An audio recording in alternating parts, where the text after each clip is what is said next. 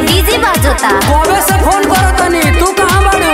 अरे हमहू आवो तनी। हम पहुँच गइल बानी, आवे ये बानी मंदिर के पीछे। ठीक बा। कबे से अगोरो तनी भोला के दुआरी, आज हवे सावन के पहिला सोमारी। हो जाई लगले में भीड़ बड़ी भारी, देर जनी करी हो एहो हमर प्यारी। एहो जाने आवो तनी होई मुलाकात हो,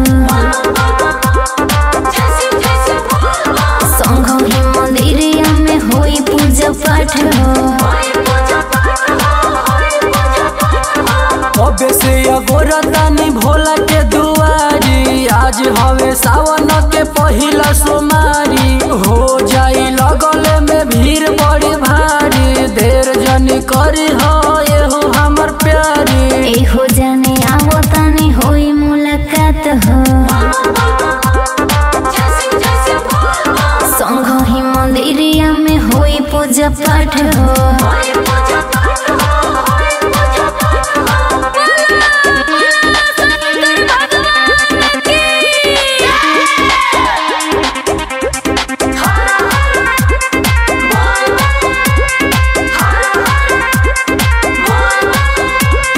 हथवा में लेके आइबे पूजावा के थाली, होई न कुबेरे आवतानी हाली हाली। कबे से खाड़ बानी आई के मंदिरिया, कैसे जले ढारी अकेले हम भीतरिया। एहो जाने आवतानी होई मुलाकात हो, संग ही मंदिरिया में होई पूजा पाठ हो।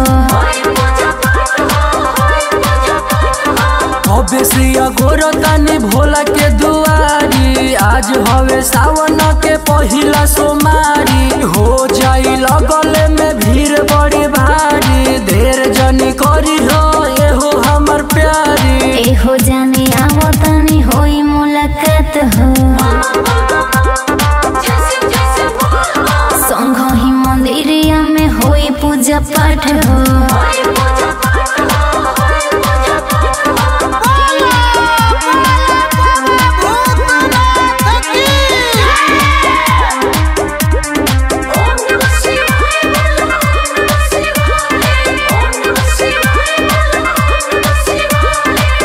बनी अभी से खोलोटा में जलवा, मुकेश के संगे जाता बाबा के दलवा। कबे से करत रहू कौन काम धाम हो, भूखले पियासे लागे चल जाई जान हो। एहो जाने आवो तनी होई मुलाकात हो, संग ही मंदिरिया में होई पूजा पाठ हो।